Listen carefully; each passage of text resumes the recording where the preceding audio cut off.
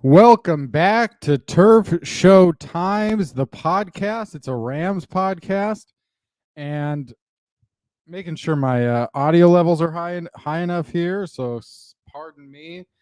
But I'm Kenneth Arthur. With me, as always, JB Scott. We talk about the Rams every week. This week, same as the others. And so, subscribe to Turf Show Times. If you don't know how to do that, surely by now, in the age of podcasts, you can figure it out. So, Turf Show Times. You're going to want to hit subscribe. We'll be here every week. We got instant reaction shows after the games. Plenty to talk about, and that is no different. August 25th, 2022, Rams-Bengals joint practices. They had a pretty calm one on Wednesday. And then on Thursday, as happens with every joint practice in NFL history, it seems like a fight broke out. This one maybe more wild than others. And now Aaron Donald coming under fire, let's say. A lot of people want to see him suspended after Aaron Donald seen swinging his helmet in the middle of this brawl. And obviously there's going to be people who, we always see this with Aaron Donald. Fans of other teams see Aaron Donald do something in a game, call him a dirty player, want to see him get suspended for it. In this case, I can't say that Aaron Donald will or will not be suspended. Surely the NFL will look into it. And so that is sort of where I'm at. JB, I hate covering training camp fights. It just doesn't seem to go anywhere. I'm not qualified, and I don't know what it exactly. Usually these stories don't lead anywhere, but in this case, I know that a lot of people are going to see a guy swinging his helmet around. They'll think of Myles Garrett. They'll think of, other players who have done something like that, and they'll say a suspension is necessary. Let's watch the video here. If you're listening to the podcast audio version, you obviously won't see this, but if you're watching this on YouTube, there's a Turf Show Times YouTube. You can find us over there and watch the video. So I'll hit play on this. There's a big brawl. We see a helmet flying. We see Aaron Donald pushed down. He's the one that's got the Bengals helmet that's been swinging around. So he is swinging a Bengals helmet that he's obviously, or somebody has taken off of another a Bengals player. It goes on from there. Clearly a lot of emotions and things going on here for Aaron Donald. The audio on this is whoever's filming it saying that he baited him. I don't know if he's talking about Aaron Donald baiting somebody or if somebody baited Aaron Donald. But JB, watching that video, what are your thoughts? Do you have any fear of Aaron Donald being suspended? Yeah, the first word that comes to mind is violent. So that he was really going after him. You just worry. It's training camp. Hopefully, no one got hurt. They have jobs to do come the regular season. So this is a very stark contrast to what reports said about the first joint practice yesterday, that it was the most polite joint practice people have ever seen. And then I went home and watched Hard Knocks last night. I was a day late, of course, but you have Lions players that whenever they're having joint practices and their training camp, they're I'm going to put my hands up, and if he touches me, I'm going to start a fight or whatever. So people, players go into the training camp, joint practices with that mentality that, hey, we're going to start fights, and then juxtapose that against the Rams, having the most polite practice of all time with the Bengals, and really tension spilled over today. So, they just beat the Bengals in the Super Bowl several months ago. That can't really feel great for the Bengals to be out on the field with the Super Bowl champs. Maybe they want to get a little bit of revenge at some point. So that could be what you're seeing. But yeah, that's a nasty video from Aaron Donald, and you really worry. David Lombardi from The Athletic, who's the beat writer for the San Francisco 49ers, already kind of parading on social media, comparing it to the Myles Garrett situation, throwing out that 6-game suspension mark and pointing out that if Aaron Donald is suspended 6 games, he would miss the game against the 49ers in week 4. That's a Monday Night Football game on primetime. So we haven't really seen the Rams without Aaron Donald during his career. Maybe the divisional round game against the Green Bay Packers in 2020 is really the only thing that comes to mind, but he's been a steady presence for LA. He's been in the middle of defense, for the better part of a decade, and it'd be weird to start the season off without him, and you're trying to run it back and, defend your Super Bowl champion crown, and he's an important part of doing that for sure.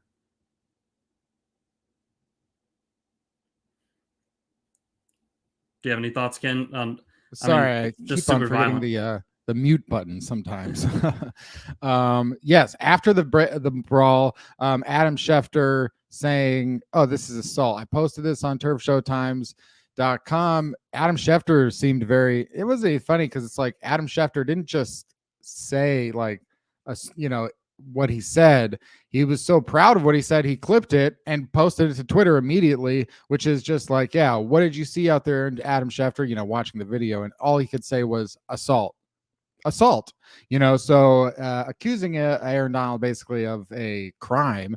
And I think whether that's going too far or whatever, if you agree with Adam Schefter, I think this is something that's not too crazy uncommon. Obviously it's not common to take someone's helmet and throw it around, because obviously we can just everybody can point to Myles Garrett because it's so rare, and we can say like, oh yeah, it just doesn't happen very often. I think that situation is going to be different than this situation because we just don't know anything about yet, what started this, and it'll only be two different sides of the story, if not more. And we just have, as far as we know so far, this video. I know that the Bengals and Rams, they also, filmed the practice, and they'll have their videos, and at the end of the day, it's just kind of hard to diagnose exactly what happened here because it just sort of happened here within the last hour. But I would be surprised a little bit to see a suspension for Aaron Donald, just because it seems so. We also have like a long history of football players, not just of Aaron Donald's level, especially, not just being called dirty players, not just being called, sort of like overly aggressive and, kind of going over the line or pushing things too far. Not just saying that happens, but praising the players who did that in the past and saying, wow, what a great thing to be, one of these guys who is called kind of like a dirty player, so long as you back it up by being a great player. And we know that Aaron Donald is the greatest player of his generation. So it's kind of going to be a thing where what's Aaron Donald's reputation ultimately going to be? Because 99% of the time, he's just kind of seems like a very humble, sweet, big teddy bear with a six pack. And then when it comes out on the field, that's kind of what we're asking him to do. To be the greatest of all time, we're asking him to push himself to limits that go beyond human capacity, and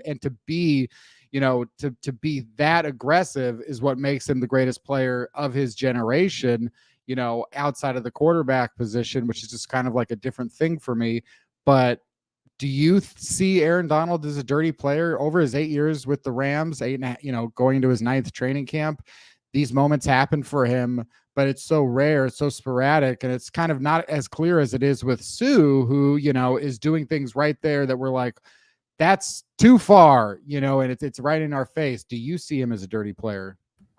No, not necessarily, but he kind of is a defensive Tom Brady, where, he's been so great for so long that it's easy for people, his detractors, to, start to nitpick at him over time. And he has been accused of real assault by the legal definition, right? And that was like several off seasons ago. And it turns out that maybe you can put more context around this than I can, but whenever people dug into the details, he was actually assisting the guy that accused him of assault at a bar or nightclub or something like that in Pittsburgh. So I don't know if there's anything you want to add to that, but he's been accused of these things off the field before. Now this is, of course, on the field, but he was freed of that charge pretty quickly once people started getting into the details, of course. Yeah, that was a situation in his home area, all that kind of stuff, where there was a fight, and then this news comes out the next morning that Aaron Donald has been not only involved in a fight, but he's being accused of assault, and that the person who got beat up was saying Aaron Donald did this to me unprovoked, and that's the situation, and had a lawyer and everything. And then I remember like just writing that story up and being very clear after the experience that I've had over the years, knowing that, hey, we don't have enough information here, shutting off comments when the first story came out, to be like, hey, we don't have enough information. I don't want anyone coming in here, even if because people will be like, I'm trying to defend Aaron Donald for why he committed assault. That's you saying he committed assault. That's what I'm trying to eliminate. People incorrectly accusing someone of a crime to that level when you don't have enough information. And by defending Aaron Donald, which people really wanted to do, I said, now you're saying that this happened. So that's why it's like, hey, let's wait until more information comes out. Not 1 hour later, the news comes out. The guy's full of shit. And, basically that it's Aaron Donald, if anything, was trying to help him from not getting beat up. And that was the story that came out like an hour later. So I'm definitely familiar with Aaron Donald being falsely accused of doing something like committing assault. In this case, again, I think like it's not the same because clearly Aaron Donald was at least involved in an altercation. So we can definitely guarantee that, we saw him get involved with an altercation. But the question being, okay, now what happened? And is anybody hurt? And, what exactly transpired to cause this? So I think that Aaron Donald, to me, there are those players that go too far. I haven't seen him really consistently do that, and he's been out there for 127 games in the regular season, playoffs. He's been out there a lot. He's the greatest. He's so hard to, he's the best football player. It's so hard to stop him do the one thing that, teams want their defensive linemen to do. So through all that, and to be that good and to not have that reputation of ever really going like so far until today, I think it's like a pretty clear record of not being a dirty player. But then again, it'll be interesting to see how the NFL treats this. If it could result in a suspension, I can't think off the top of my head of any player who's been suspended for a training camp fight, and they happen all the time. JB, can you think of any? Not off the top of my head. I know the Rams did have some pretty nasty fights when they had joint practices against the Dallas Cowboys a couple of years ago. But nothing, really came out of that in terms of suspension. You see players get kicked out of practice, but that's really the length of it and the extent of it. So that'd be pretty unusual if that does indeed happen. What would you see as far as like if the Rams did have to play a game without Aaron Donald? It's 2 weeks away. Rams, Bills in the opener for Thursday night football.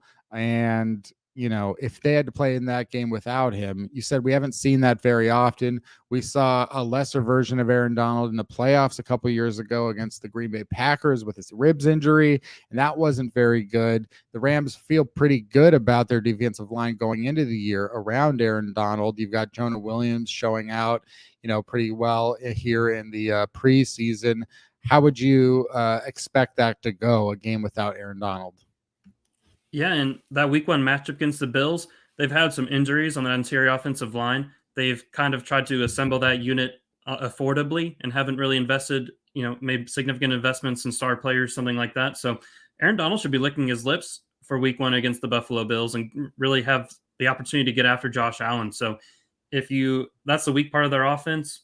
If you don't have Aaron Donald and you can't really, take advantage of that, Bobby Brown, probably Aaron Donald's backup, maybe on that defensive line, is also suspended the first 6 games. So it'd be a real big benefit for the Bills. And that's their weak link on offense. And if they can correct that and take the Rams' best player out of the equation, that's a really big disadvantage for the Rams in week one.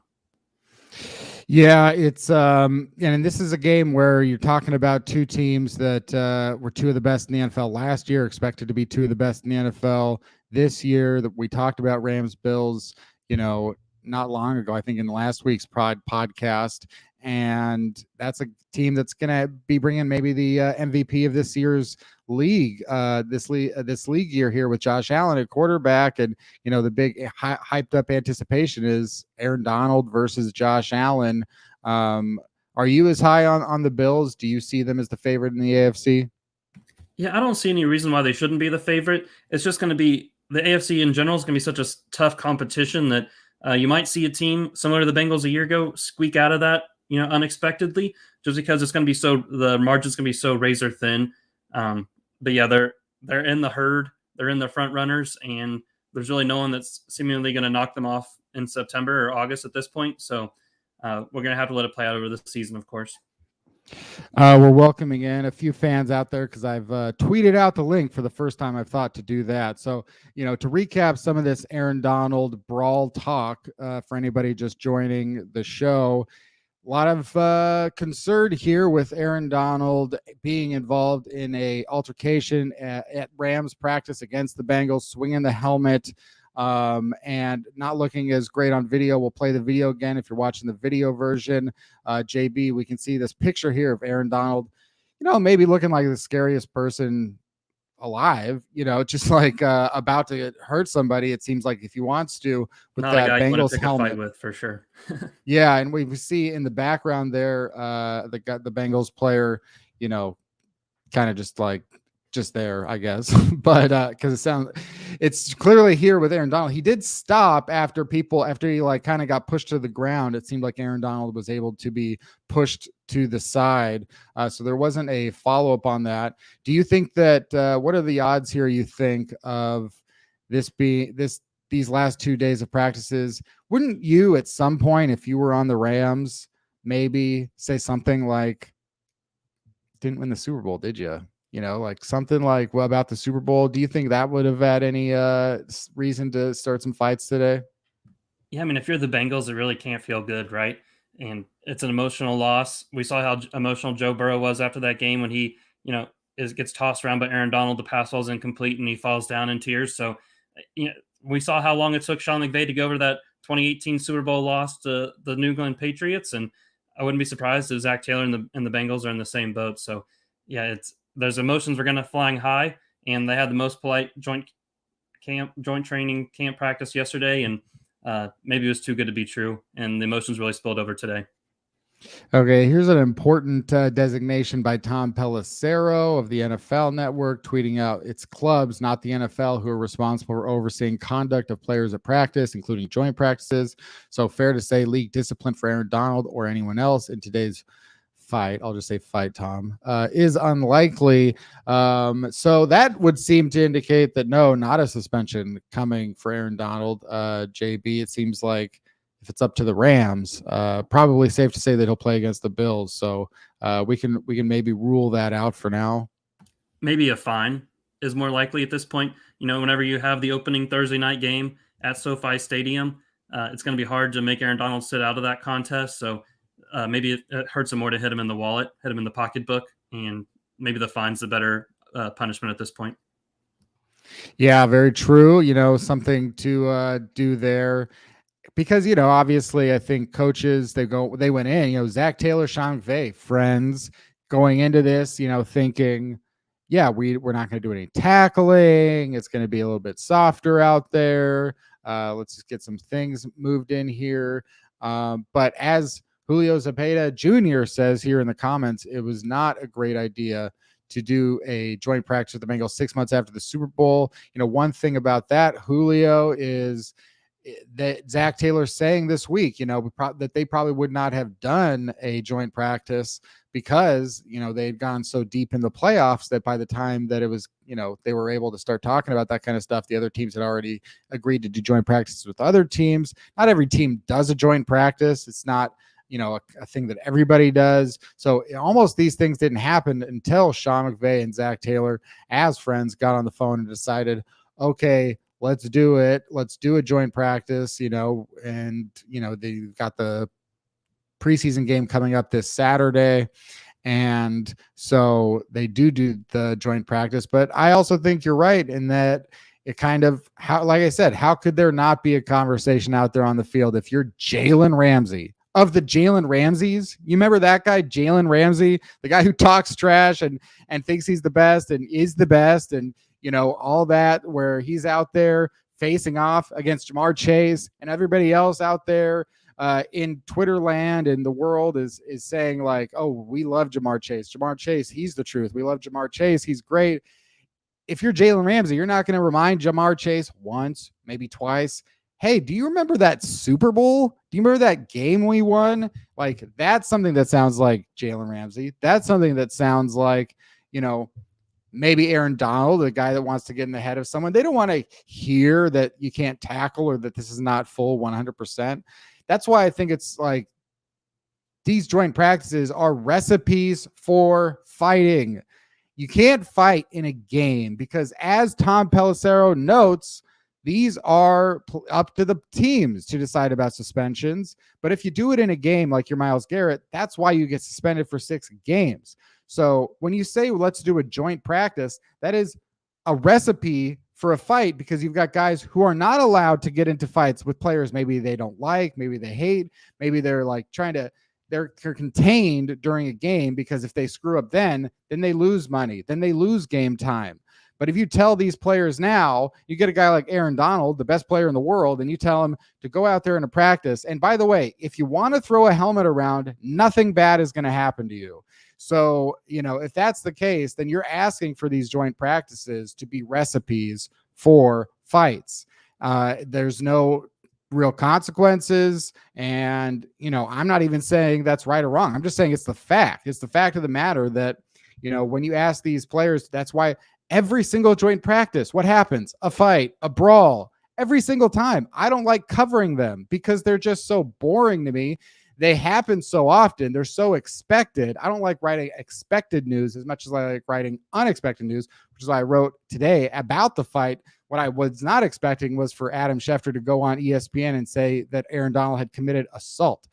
So that's where I was kind of like, oh, that's an interesting story. Otherwise, these just aren't interesting stories because they're so common. JB, do you think that there could that is, even if it's a negative, is that something that the NFL should start to put the hammer down in terms of training camp practices? Because it's really just that differences to me of consequences.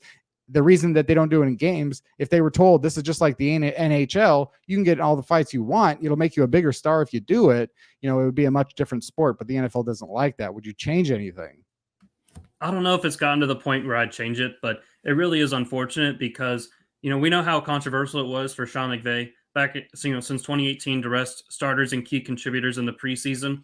But these joint practices are such an important part of doing that because you're still getting your starters live action reps against another team. You're maybe making, safety measures to where you're playing on live grass. You're not doing tackling. You're not going all the way to the ground, but you're still doing thuds, or you're still clapping the shoulder pads and such. But you're not having as much injury risk, but you're still getting the live work against another NFL team, a Super Bowl caliber team in this instance. So it's an incredibly important reason why you're able to sit your starters in the preseason. And we know that most of the league has adopted that approach at this point.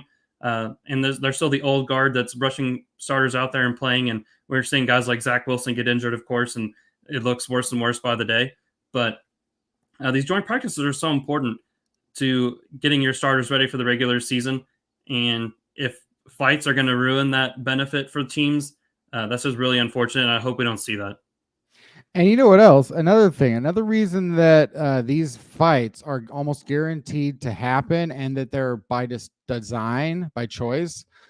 I've seen so many. I've covered a bunch. I know how they go. And it's amazing how consistent they are. This didn't happen on Wednesday. This didn't happen in the beginning of training camp on Thursday. You know when this happened? Happens every time on the exact same play. The last play. As soon as it's time for the practice to be over, as soon as that it's like the end, at most what you'll hear is sometimes you'll hear from teams, we had 3 more snaps left. We decided after the fight not to do them. Oh, we had 2 snaps left. This was the last snap. Every single time it's at the end. And if anything, you'd probably do it if you were the defense, maybe that's your cue to start something because you don't mind taking away the offensive snaps maybe as much as the defensive snaps. So I think like these are not by design, like by choice, like this is what, but it's waiting that entire time and saying consciously in your head, I'm going to have a fight. I can't wait. Like this is what it's going to happen. There's going to be a fight. And so that's why they're so consistent. If the Rams and the Bengals, I mean, obviously I don't think we'll see the Rams and the Bengals do a joint practice again anytime soon, but if the Rams and the Packers next year do a joint practice, there will be a fight. There will be a brawl, something will happen. It happens all the time. It's so consistent and that's just part of the joint practice. I agree, JB, though, that they're like, this is how you get some of these starting reps in. I think that they could be more valuable, and some head coaches say that they are. I believe Sean McVay says that they are more valuable than preseason games. This is your chance to, start oiling up the starters, the major players, getting them ready for the season against other starters. Whereas the preseason, especially for Sean McVay, is about, finding out if he's got some future starters deeper on the roster and where his depth guys are going to be and whether or not he should cut X, Y, or Z. Speaking of which, this Saturday is Rams-Bengals for the preseason finale. Any final thoughts going into this preseason game as far as the guys that you think need to have the best game? And I don't know how these practices, I didn't hear anything much about who did well necessarily on Thursday, but who's on your mind going into the preseason finale? Yeah, and you mentioned today that John Wolford he's missing his nail on his finger on his throwing hand, and he might not play, so it might be Bryce Perkins for the entire show Saturday night. But the biggest thing that's on my mind, Logan Bruss, of course, is out for the year. He really struggled in his limited opportunities during the first two preseason games. But who steps up to replace him? Tremaine Ingram seems like the next man up in the interior offensive line. A.J. Jackson is going to be that swing tackle. But can someone like Jeremiah Colon, can Chandler Brewer step up and really earn a spot on the final 53 roster? It's going to be interesting to see it play out. I think A.J. Arcuri, he doesn't play the same position as Bruss. He's a tackle, but he's been promising. Really want to see him. He's really improved from the first game to the second. Like to see him take another step forward this week too in game number 3. But there's a lot of spots there on the offensive line there for the taking, and really want to see how that depth shakes out moving forward.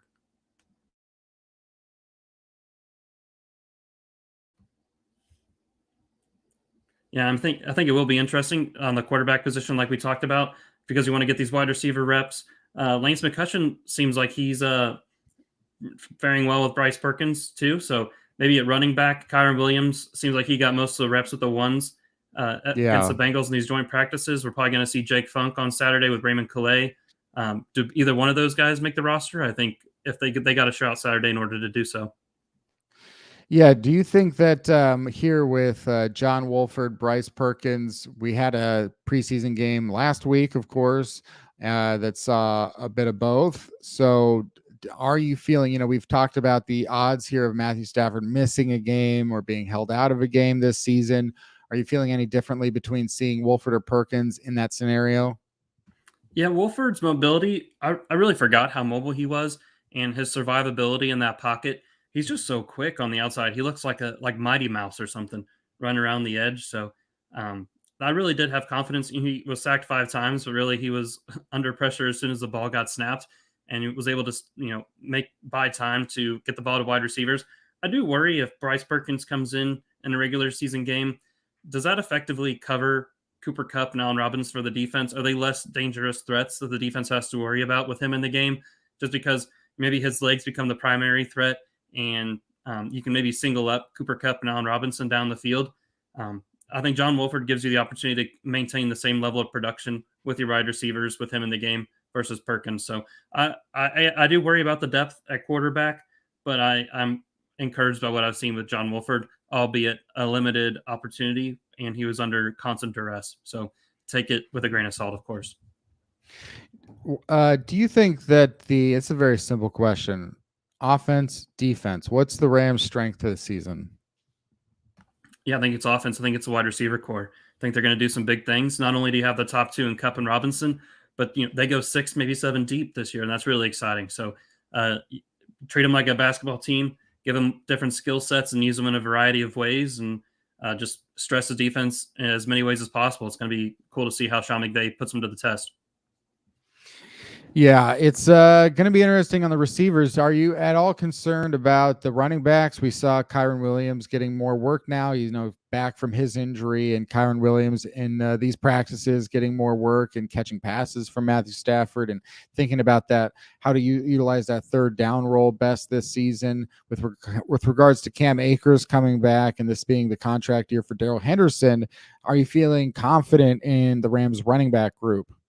Not at all. I think aside from edge rusher, it's probably the biggest question on the roster.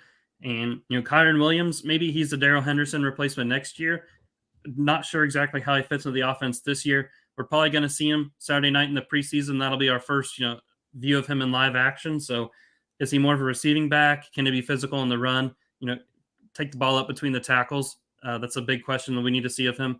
And Jake Funk, he hasn't really had a lot of opportunities. The offensive line hasn't opened many running lanes, but we got to see him in open field. And I think whenever he's caught screen passes and such, he's been effective. He's been a tough runner after the catch, but there's a lot left to be desired out of these running backs. Training camp might not be the best place to evaluate them because you're not tackling, you're not going to the ground. But if Right. this is going to put it to the test whether the analytical community is right, the running backs don't really matter, and because these guys aren't really living up to the hype at this point. I know that in my conversation with Chris Daniels after the most recent game, and you can check out the instant reaction show that I do after the games with Chris Daniels. He was bringing up that he thinks that the Rams will miss Sony Michel. Would you echo that at all in terms of their particular needs at running back? No, because I think Sony Michel was so limited as a pass catcher that he didn't really fit into the versatile workload that these Rams running backs have. Maybe there's a better veteran option out there. Maybe whenever teams start cutting down from 80 to 53, that a proven veteran becomes available and you can make a claim for him or sign him to the roster. I don't think Sony Michel was that guy, but maybe someone else out there is. Someone well-rounded, of course. Yeah, and we'll see who gets let go at the waiver, the trade, all that kind of stuff here at running back. Could definitely be a few names who are capable of playing this season for another team. So there's definitely going to be names like that at running back. I think one of the most interesting positions right now in the NFL is cornerback. It's one where Jalen Ramsey really does stand out as the best cornerback in the NFL. I don't know how often it is that one cornerback can seem so unanimous in that placement, but based on his whole career, from as a draft prospect, to having the whole package as college career, and just consistently being, a number one corner year in and year out, being healthy, now he's a Super Bowl winner, all these things going well for Jalen Ramsey. And then there's a handful of guys after him, but then the drop off just seems so drastic. And every team is kind of scrambling for, whether or not they have, forget about a number one cornerback. Do they have a couple of number twos, and a good nickel? And it's getting so much harder to defend these players like Cooper Kupp and Allen Robinson. And, maybe we'll see Tutu Atwell break out. And, even when you got a Van Jefferson can come out there and get 800 yards and we kind of, I don't want to say I've forgotten about him, but it's easy to overlook Van Jefferson having missed so much of training camp in the preseason and everything. And certainly Tutu Atwell is coming for those targets. But being a cornerback just seems so difficult to keep up with the talent at wide receiver these days, as well as the league making it harder and harder to sort of defend wide receivers and tight ends and running backs, and just the full complement of attacks from the offenses created and then perpetuated and spread by people like Sean McVay over these last 8 years. So with regards to the cornerback position, how are you feeling about the depth behind Jalen Ramsey going into the season? Yeah, you're right when you say cornerback's most difficult position, especially with all these talented wide receivers coming to the league. We say it every time we're together that defense is so volatile, and you can have someone like Trayvon Diggs who gets beat as many times as he make interceptions, but when that happens, you're going to have really great years and you're going to have really bad years. But the fact that Jalen Ramsey can sustain that performance for so long just speaks to what a unique talent he is. And, the Rams have a lot of options behind him. I'm not sure there's anyone, a particular individual that sticks out at this point, but you have the veteran Troy Hill who can play inside, outside. He's a good run defender too. David Long Jr., if you ask most of the players or whenever you see their responses on social media or press conferences, they're always saying David Long Jr. is about to step up in a big way in 2022. And then you have all the young guys behind him. Robert Rochelle, big frame, elite athlete. He played in limited action last year, but due to injuries, didn't see the field a whole lot. Played against the Texans last week. Davis Mills and the starters, and really made some plays, made some pass defenses, and was really impressive to see him. Jacoby Durant was, he had a 90+ elite PFF grade last week, And Darion Kendrick, we saw he was probably better in the first preseason game than the second, but he's, by all accounts, he's been impressive in training camp too. So someone's going to step up out of that group, but it's a good problem to be 5-6 corners deep. Most teams in the NFL would kill for that, and it's a champagne problem to have. Hopefully you can keep all of them on the 53-man roster and just watch those guys get better throughout the year. Maybe you have to say goodbye to Troy Hill or David Long Jr. this offseason, but you definitely have the depth to replace them moving forward. Yeah, it seems that way. Definitely some exciting moves there at cornerback. We're gonna get out of here for this week's Turf Show Times podcast. But before we do, JB, as far as the follow-up, the rubber match, the part 3 of this Bengals Rams, sort of post Super Bowl rivalry. What's any predictions as far as Saturday? Predictions as far as maybe who will win the game, or if there'll be any fights, or maybe a breakout player there for the Rams? Yeah, I mean, how long can Lance McCutcheon uphold this level of production? He's had basically 80 yards in both games with different quarterbacks. It's been so impressive. Can he do it a third week in a row and cement his spot on the final 53-man roster? It's going to be interesting, but don't really see how you cut him at this point. Maybe you want to see some special teams production out of him. And can Bryce Perkins take over the show? Probably with his legs, but he's been a lot of fun to watch this preseason. He's really been the star of the team, and hopefully he puts on a show Saturday night too.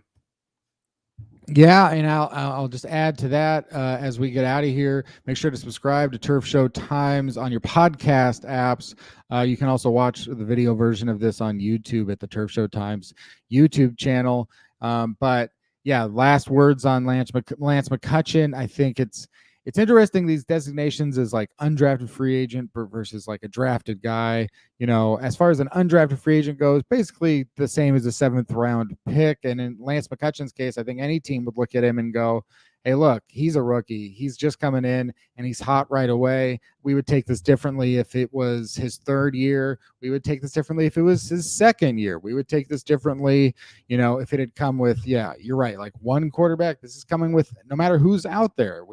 There's so many different ways to designate this. But as a rookie, giving up that undrafted free agent tag in his head, I mean, he's playing like at least like a 3rd round pick, right? So, giving some sort of credit there. I agree. I think there's got to be a chance that Sean McVay doesn't play him much, if at all, or if he does play him, or if he already said that he will play him. I know that they want to see additional things from Lance McCutcheon because it will be so difficult to get any playing time this season. And that's probably another reason. Yeah, we'll see him out there on offense because it's not like he's losing those reps that he's going to get in the regular season. Those are still going to other guys this year. So probably a good chance to see Lance McCutcheon and a good chance, to have potentially that other reason. But I don't think teams need any more reasons to believe in Lance McCutcheon, at least as a prospect.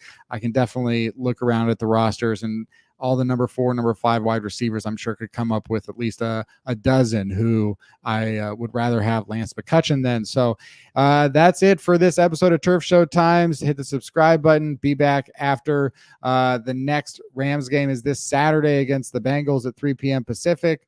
The Instant Reaction Show may be Sunday this week as we get ready for the regular season in 2 weeks against the Bills.